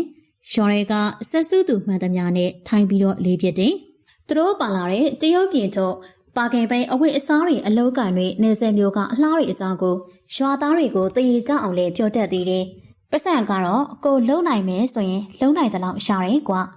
မင်းတနေ့ကုန်ထမ်းကျင်လားထမ်းတညာလုံးကုန်ထမ်းကျင်လားထမ်းဆန်းကွာအဲ့မှာမင်းကြိုက်တဲ့လောက်ထမ်းဒါပေမဲ့ဈေးကတော့ကွာတယ်ကွာဖေးရသည်ကားတွေဘာတွေကြတော့အများနဲ့ခွဲယူရှာတယ်ကျက်တုံတို့ဘာလို့ကြတော့ကိုထမ်းနိုင်တဲ့လောက်ရှူတခြားကုန်ပစ္စည်းတွေအဝတ်အထည်တွေဘာတွေကတော့တယောက်တည်းအေးဆေးပဲထမ်းအဝတ်အစားတွေကတော့ရှင်းပေါ်တယ်အစားအသောက်ကြတော့စေးကြီးချက်ကလုံမာတယ်ကွာထမင်းဆိုပို့ပြီးစေးကြီးရဲ့ကွာဒါပေမဲ့မင်းစားသောက်ဆိုင်တွေကတော့ရှယ်ပဲဘီယာဆိုင်တွေများကွာအေးစိတ်နေရပဲဖန်ခွက်တွေဟာစားရေခဲတစ်တာတွေထဲကထည့်ထားတာလေခဲပဲဆိုရင်လူတွေကဖို့ကြကွာတန်ပန်းဂရီစော်ရတဲ့အကောင်တွေကုန်ထမ်းရတဲ့အကောင်တွေပရှံလုံးရတဲ့အကောင်တွေအစုံလုံးရတဲ့အကောင်တွေညာဘန်းဆိုတော့ရှိုးစမုံအပြည့်စားသောက်ဆိုင်တန်းတွေဘက်ကိုလမ်းလျှောက်လမ်းမကလည်းမီးရှောင်စုံနဲ့လင်းထိန်နေရပဲကောင်မလေးတွေကလည်းဆိုင်ရှိတွေမှာချောချောလှလှလေးတွေဘာပေါ်တလဲတော့မမင်းနဲ့ကွာအတန်လေးတွေကမပီကလာပီကလာအတန်လေးတွေကမပီကလာပီကလာလေးတွေနဲ့တဟာဟာပါဂိမ်းဆိုင်တွေကလည်းရှိရဲ့ကွာအဲ့ဒါကမှန်ထောင်တီဝေကြီးတွေပုံစံနဲ့စွန့်ရတာငါအထူးပဲဖြစ်တဲ့ကောင်းဆိုတော့ဖေးနိုင်မလဲကွာရှုံးတာပေါ့အဲ့ဒါနဲ့တင်မကဘူးကွာဖားတုံလို့ဆိုင်တွေကအပေါ်ပဲမူဆယ်တက်ပြီးတော့တေသေးရှောင်းနေဆိုတဲ့ငါတို့ရွာကလူကြီးတွေပွဲရုံမှာအိပ်ပြီးတော့ပွဲရုံကနေပတ်စံထုတ်ညဆိုသူတို့ကအကုန်ချတာပဲငါမြင်တော့တချို့ကရှက်ကူးရှက်ကန်နဲ့လှုပ်ကြသေးတာဟေ့ကောင်လေးမရဒီရောက်နေရလားငါလဲလျှောက်တော့ဘာညာနဲ့ရီရတယ်ကွာဟဲ့အောင်ပေတုံမင်းပြောတာကြော်အောင်ရှဲအဖေဦးကြော်မြင်မို့လားပေတိုပြောသမျှစကားတွေကိုပါဆက်အဟောင်းသာနားထောင်နေတဲ့ငကြော်ကမျက်နှာဆက်ဖိဖိနဲ့ထားမိတယ်။ညာမပြောချင်တဲ့ပေတိုကမဆောင်ထဲမှာထိထားတဲ့ကွန်ကိုဝါရှင်ပြန်မိလိုက်တယ်။မရဘလို့သိရလဲငါပြောပြဘူးလို့လား။ဟာမရလေကွာငါအဲ့တလောက်တော့မအပါဘူး။မင်းပြောတဲ့ငါတို့ရွာကတရေပွဲစားဆိုကြတဲ့ကငါသိလိုက်တယ်။ဒီနေ့တရေသေးကဈေးကမပြီးလို့ရှုံနေနဲ့သူ့ရဲ့မိမကကြွားနေသေးတာ။ဘယ်ဟုတ်မလဲအဖိုးကြီးကအဲ့စီမှာသွားပြီးတော့နှက်နေတာကိုဘလောက်ပဲအပြင်လောကစီကကျဲဝင်ပြီးတော့မရဆုံနေပါဇက်ကလှတွေပြောရှင်ထဲမှာတော့မင်းတို့နဲ့အတူရှိတဲ့ရွာကပို့ပြီးတော့လှပါတယ် ဆိုရိုရှိရဲ့မူလားကွာပြောရမှာမနေတော့ရမှာနေတဲ့ငါရွာမှာပြောရဲဆိုပေမဲ့ရွာကအလို့အကင်တွေကိုသဘောမကျဘူးလေဒဲစီဒီဆယ်တွေလောင်ကျွမ်းပြီးတော့ထွက်လာတဲ့ညှော်နဲ့မိကိုအနှမ်းတွေကိုမှသဘောကျတဲ့ကောင်စီယာတိုင်ကိုကိုင်းပြီးအကအကွေလမ်းတွေပေါ်ကိုကားမောက်ကြည့်ကျင်တာအခုနေ3-4နှစ်လောက်ငါတိခံပြီးတော့ကားစပယ်ရလို့နောက်ကျရင်ငါကားစရာလုံးမှချင်းညိုငါကမင်းရဲ့လူပေတူးပါအမြဲတမ်းသူများတပည့်လှုပ်ရှားတာငါအကျင့်မဟုတ်ဘူးကွာငါသိပါတယ်မင်းဟာဆရာကြီးပါဟဲ့အောင်ရွှဲမပြောနဲ့ရွှဲမပြောဘူးတဲ့ပြောတာမင်းဟာဆရာကြီးပေတူပဲမင်းဟာဆရာကြီးပေတူရဲ့တငယ်ချင်းဆရာကြီးချင်းညိုပဲဘာဆရာကြီးလဲထုံးကန်ရတဲ့ဆရာကြီးလားကွာချင်းညိုကသူ့ကိုယ်သူပဲဟာတာလှုပ်ပြောပြီးတော့ရှီမောလာရှင်ကားကေပေါ်ကလာမေးကြီးကိုမော်ကြည့်ပါတယ်ပေတူကလာမေးကြီးကိုမော်ကြည့်နေတဲ့ချင်းညိုကိုပဲငေးကြည့်ပြီးတော့ဖဲချန်စိတ်လေးတစ်ချက်ကိုဖွာလိုက်တယ်သူရဲ့စပင်တွေကိုလက်နဲ့တက်ရက်ပြီးတော့ခြေထောက်ကိုပဲတွေးလောင်ချလိုက်ဝါကိုပြည့်ပေါ်မှာလှေးချလိုက်တယ်ဒီနောက်မှာတွေးဆက်ဆဟန်နဲ့ပေတူကချင်းညိုကိုမိလိုက်တယ်ချင်းညိုမင်းမှတ်မိသေးလားဘာကိုလဲကွာမင်းရဲ့စကားကအရှင်းမပအဖျားမပါနဲ့မင်းနဲ့ငါငငယ်တုန်းကလေအခုလိုပဲချစ်ပြူလေးကိုအလင်းမထားပြီးတော့ကောင်းကင်ကြီးကိုမှော့ကြည့်နှစ်ယောက်တည်းစကားပြောဘူးလားညာတိုင်းလိုလိုပါပဲကွာအလုံးမရှိတိုင်းမင်းနဲ့ငါစကားပြောကြတာမဟုတ်ဘူးကွာအဒီနေညာကဒီညညလိုပဲမင်းနဲ့ငါစကားအကြီးအကျယ်တွေပြောခဲ့ကြတာဦးတိုကြီးမူပြီးညာရေးပြန်သွားတဲ့နောက်တစ်နေ့မှာဘာစကားတွေပြောခဲ့လဲမင်းမှတ်မိလားပေတိုရဲ့စကားကြောင့်ချင်းညိုကပေတိုကိုပဲတစ်ချမ်းလှမ်းကြည့်ပြီးတော့သူ့ရဲ့ဟန်အတိုင်းပြောမိဘလို့လို့ပြီးတော့မှတ်မိမှလဲကွာမင်းကလေမိမမှတ်မိငါထိုးမှနော်ပြောနေရှင်ပေတိုကအကောက်ခနဲ့ထားထိုင်ပြီးတော့စောင်းနောက်တင်ချင်းညိုလက်မကိုထူလိုက်တယ်ချင်းညိုကအကြောင်းတိရှောင်လိုက်ပြီးတော့မရအစမဖော်ပေပဲငါဘလို့မှတ်မိမှလဲပေတိုကစိတ်လေးကိုပဲဖိချင်လာပြီးတော့ချင်းညိုရဲ့ကြောက်ကိုပဲတိုင်ဖန်လိုက်တယ်နောက်ပြီးချင်းညိုရဲ့ပခုံးကိုမိလာရှင်နဲ့အရှိအမွဲ့ပြောပါတယ်ကဲအစဖော်ပေမယ်မိမရှိတဲ့အကြောင်းကွာချင်းညိုရဲ့ပြုံးနေတဲ့မျက်နှာကတီတက်သွားပြီးတော့အတန်အံ့နဲ့မိလိုက်တယ်။ဘာလဲမင်းရှိစားရှားနေပြီလားမိမရှိတော့မလို့လားငါရှူရင်မရောလှိုင်းရှူမလားသူရဲ့ပခုံးပေါ်မှာတိုင်ဖက်ထားတဲ့ပေတိုလက်ကိုပဲချင်းညိုကဖယ်ရှင်ရှူးနေလို့ငါကမင်းမိမရှိတိုင်းမိမလိုက်ရှူရှာမလားငါမှငါရဲ့ညီလေးချစ်ပြူရှိသေးတယ်ကွာချစ်ပြူကငါညီလေးလည်းဟုတ်ပါတယ်ကွာချင်းညိုပေတိုကသူရဲ့လက်ကိုပဲချင်းညိုကဖတ်တာမခံပါမျက်နှာဆက်ဖေးဖေးလှုပ်ပြီးတော့ခန့်တင်ဖတ်ထားလိုက်တယ်ချင်းညိုကရှုံးရှင်ဟဲ့အောင်ဖေးစမ်းကွာမင်းပြောတော့လူပြိုကြီးလှုပ်မာတဲ့လေအိုးသီးတာအဲ့ကလေးကငါပြောပါတယ်အဲ့ကလေးကငါပြောပါတယ်မင်းကမိမဆော်ဆော်ရှူမဲ့ကောင်းပါလို့ဆော်ဆော်မဟုတ်ပါဘူးနန်းပါကွာမင်းကြီးတော့နန်းလေငါရဲ့ကြီးတော့ချင်းညိုနန်းနဲ့ကွာနန်းနဲ့ဦးမြူးနေတဲ့ပေတိုကချင်းညိုရဲ့ပါကိုပဲအတင်လိုက်နေပြီးတော့ချင်းညိုကခေါင်းလျှောက်ရင်စိတ်တူတူနဲ့ပေတိုရဲ့လက်မားကိုထိုးပြလိုက်တယ်ပေတိုကအထိုးခံလိုက်ရှာတဲ့လက်မားကိုပဲသူရဲ့အချာလက်နဲ့စုပ်ကန်ပြီးတော့အတွေ့လောက်ကျလာတဲ့ခြေထောက်ကိုချင်းညိုခြေထောက်နဲ့လှမ်းကန်ပြီးတော့မသားချင်းညိုစတာကိုတကယ်ထိုးနေတယ်နာလို့လားထိုးမှတော့နာတာပေါ့ငါရှက်လက်မောင်းပြန်ပြီးတော့နှိပ်ပေးစမ်းကွာချီနှိပ်လိုက်ရှာမယ်နှိပ်ပေးကွာမနှိပ်ပေးနိုင်ကွာဟဲ့အောင်ချင်းညိုဘာတော့ခွေးကောင်အောင်မစိတ်ညိုမင်းတော့ငါမခန့်နေတာခန့်ရမရငါလျှောက်ဖာလားမင်းမလည်းမရှိငါမလည်းမရှိပဲနဲ့လာမပြောနဲ့ကွာနှစ်ယောက်စလုံးနားတယ်ကွာငါမနာပါဘူးမင်းကပူနာမှာဘာလဲမင်းကမိမရှိတော့မယ်အကောင်လေမိမဖက်ကအမျိုးတွေပါတွေကြတော့ခေမတွေပါတွေရှိလာမှာညီမတွေပါတွေလည်းရှိလာမှာလေဟာတာပဲအလဲကရှောက်စတာကိုတကယ်ထင်ပြီးတော့နှုတ်သီးကောင်းရှာပါနဲ့ကက်ကက်လှန်နေတာချစ်ညိုမင်းငငယ်တုန်းကပြောထားတာတကယ်မမှန်မိဘူးပဲငါတို့နှစ်ယောက်ကအိမ်အကြီးကြီးစောက်ပြီးမှချစ်ပြူဆယ်တန်းအောင်ပြီးမှမိမရှူမဲဆိုတာလေမရနေနိုင်လို့လားအခုတော့မှလမ်းတွေဘာတွေဖြစ်နေတာအလကားလူထင်းကြီးအောင်ရှောက်ပြောနေတာပါကွာမရှိပါဘူးနေနိုင်ပါလေကွာမင်းချက်ပေါ်ငါစုပေးထားတယ်ဘာလို့ဖို့လဲတုံးဖြစ်လေကွာမင်းအိမ်ဝိုင်းလေးပါလေဝင်ထဲ့သုံးမောကွာငါဘာလို့အိမ်ဝိုင်းဝင်ရမှာလဲငါမေတူနဲ့တူနေမှာပဲကိုမင်းမိမရှာရင်ဘယ်လိုလုပ်မလဲကွာမင်းတို့နဲ့နေမှာပဲလေအရှူဘယ်မိမကငါတို့နဲ့တူနေချင်ပါလဲမင်းတို့ကဘာဖြစ်နေလို့လဲငါရှူမဲ့မိမကငါချစ်တယ်လို့မင်းတို့ကိုလည်းချစ်ရမှာပေါ့ကွာလှုပ်သေးတာကွာပေတိုးရာကြီးကျက်လှုပ်အောင်ပြီးမှမင်းလည်းမရအတွက်စိတ်နဲ့ကအမေအတွက်ပဲကြီးတော်ဖြစ်နေဦးမယ် ငါအမေကပဲကြီးတော်ကြိုက်တယ်ကွာပဲကြီးတော်ဝါရင်အိမ်မှာနှလုံးထိုင်တော့နှလုံးပေါက်ရေချိုတယ်နှလုံးမပေါက်ဘူးဆိုရင်တော့ရှိမချဘူးတနက်ခါဆိုတာကဝေရောထမင်းချက်ဖို့ဆိုရင်စိတ်ကူမပါတော့တာမိမြိုင်ကသူစိတ်ပါလို့ဟင်းချက်မယ်ဆိုတော့စားကောင်းမှာတယ်ကွာခရမ်းကျစ်တီနဲ့အမေရွှက်ကိုချက်တာများစားကောင်းချက်ကွာတော့ချင်းညိုအပြောကိုပဲပေတူကကောင်းညင်ပြရှင်ဝယ်တက်လာတဲ့မျက်ရည်တွေကိုမျက်တောင်ခတ်ပြီးတော့ထင်လိုက်တယ်ငါအဖေနဲ့မေကလုပ်ငန်းကိုလက်ကြောတရလုံးချင်ကြတဲ့သူတွေမဟုတ်ဘူးကွာလင်းရောမရှာရောစိတ်တူကိုယ်တူဖေးဆိုင်လိုက်အလောင်းကစားလှုပ်လိုက်နောက်ပြီးအမေကစွာသည်သူများအရှက်ကဖေးဝိုင်းသွားချောင်းအရှိုက်ခရမှာသိကြတယ်အခုထိဘာသတင်းမှမရှားတာပဲကြည့်လောကကြီးရဲ့မှာရှိသေးရှိလာတာမသိပါဘူးကွာရှိမှာပါကွာမင်းရလေကွာနမေမရှိနမမရှိရှင့်ပြန်လာမှာပေါ့ကွာသူ့သားလို့စာအမေထိုင်ဆောင်ဆန်းဆိုပြီးအမေကငါကြွေးပြစ်ချင်တာအဖေးဆိုရင်လည်းသုံးစေချင်တာငါရောပဲကွာလက်မှာထုံးပလောက်ပဲပေါက်ပေါက်အရှက်ထဲမှာအချောင်မချစ်တီလို့နမဲမျိုးစုံဘလောက်ပဲခေါ်ခရဟိုးအရှင်ကလို့သူများခိုင်းသမျှလှုပ်ရှားတဲ့အမေသားမဟုတ်တော့ဘူးဆိုတာကိုအမေကိုပြချင်တယ်ပေတိုနဲ့ချင်းညိုကနှစ်ယောက်ပြိုင်တူတပြင်းကိုချလိုက်ကြတယ်သူတို့ကိုပြစ်ထားခဲ့တဲ့မိဘတွေကိုအစဉ်ပြေတိုင်းတတိရတာကစမ်းရည်လိုပဲတာသမီမြစ်တာမြူများလားအတန်းပညာမရှိအမေမွေးပေးခဲ့တဲ့အတန်းနဲ့ခန္ဓာပဲပိုင်ဆိုင်ထားသည့်တောင်အသိဉာဏ်မနှိပ်ပါခဲ့ပါရွှေကျဲခွင့်မရတဲ့မွေးကကြမ္မာပေါ်ကိုရိုးမေလည်းမဖွဲ့ပါကိုကိုတိုင်းရွှေကျဲခွင့်ရတဲ့ဘဝကကြမ္မာကိုတော့အကောင်ဆိုရွှေကျဲခွင့်ရကျင်တဲ့သူတွေပါရှင်းထဲမှာတော့ရှီမန်ချက်တွေကအပြည့်နဲ့အမေသားတွေဟာလူဆန်းကောင်းတွေမဟုတ်ဘူးဆိုပေမဲ့လူရှောင်ဘွားတွေတော့မဟုတ်ဘူးအမေငါချင်မှုတွေကိုအုတ်ခဲတွေလိုစီပြီးတော့မြန်မာရဲ့တိုက်အိမ်ကြီးတစ်လုံးကိုစောင့်မိသူတွေပါမိုးလေကင်လို့တော့မဲ့ရှနဲ့တင်ပြန်ဖြင့်မိုးအကုံဆောင်ကူတစောင်းမုံလာရှိလာရှောင်ဖွေဖွေအောင်မှာလူငယ်နှစ်ဦးကပခုံးချင်းဖတ်ပြီးတော့ထိုင်နေကြတယ်တီတိုစကားတန့်ရှဲရှီတန်တက်တက်လေးဟာ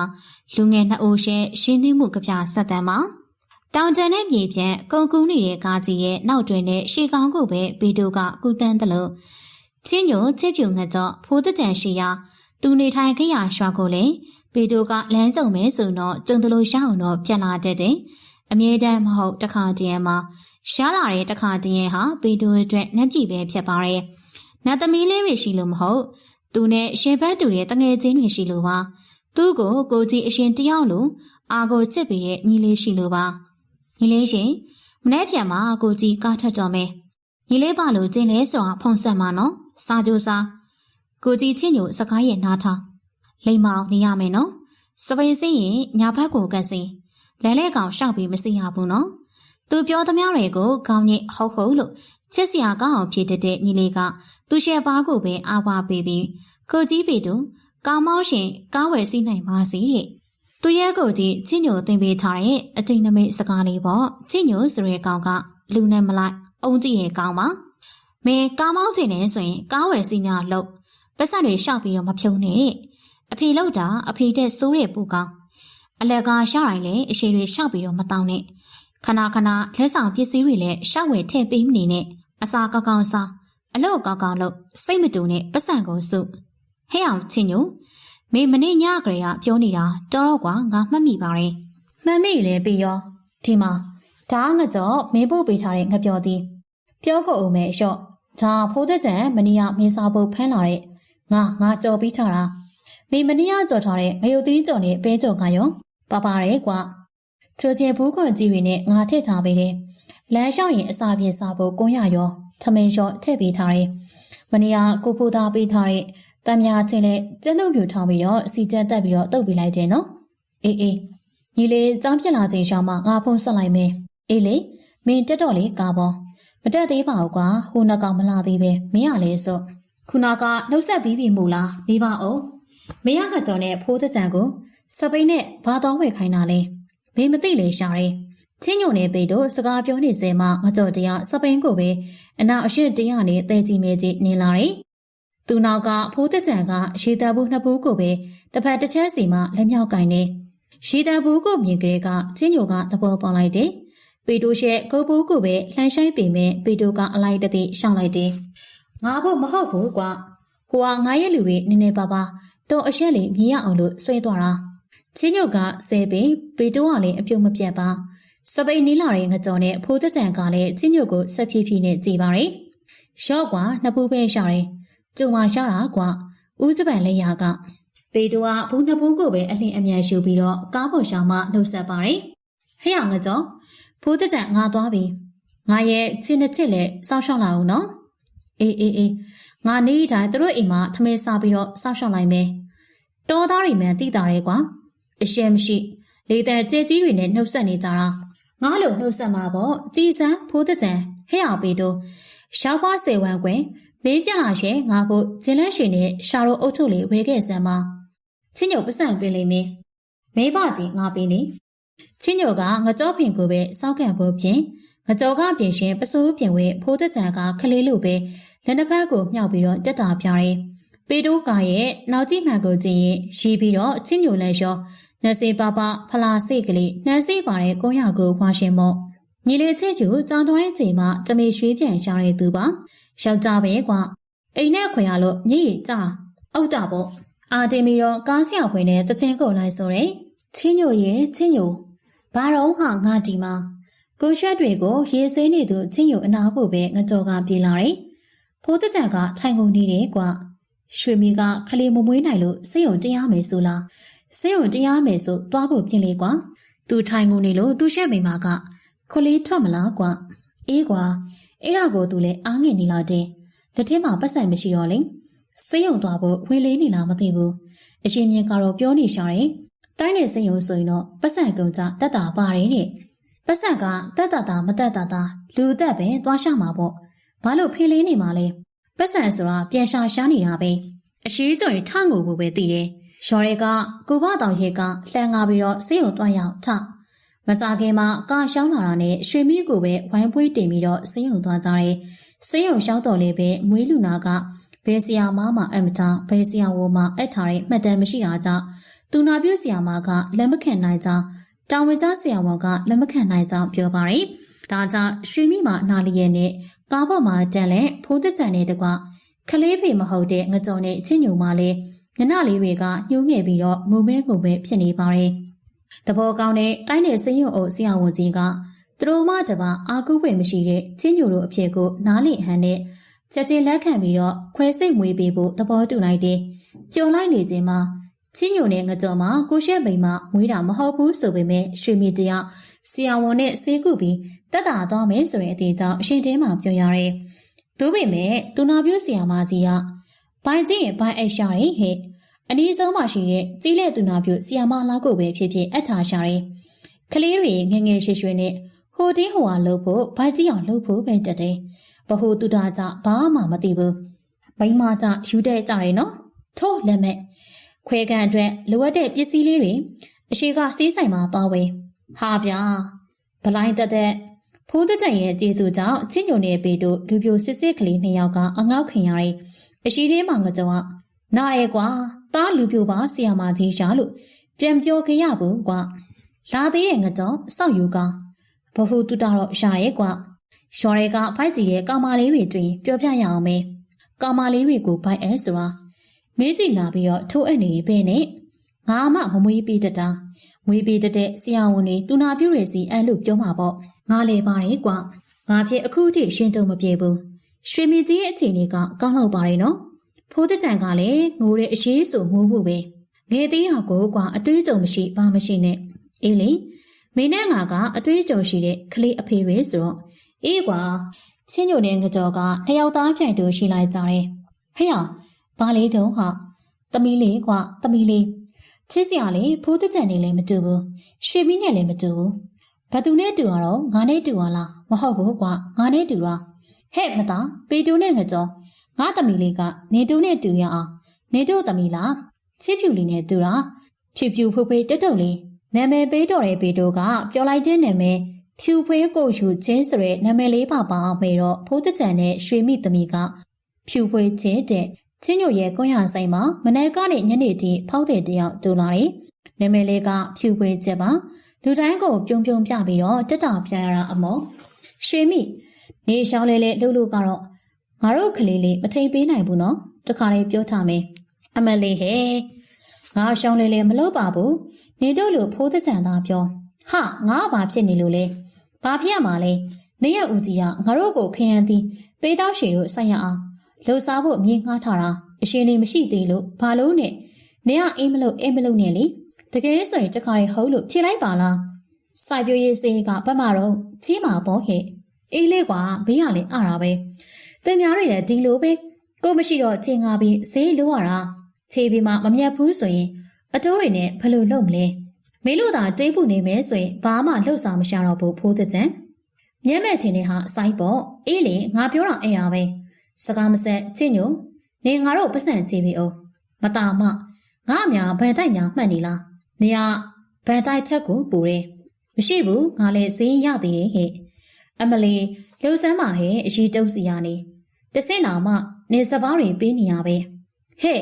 အဲ့ဒါကငါအရှင်တုံးကလေရှိခရဲစုထားတာစီအောင်နဲ့ဒေါ်ဝဲမတို့ကိုအတူပေးထားတာကရော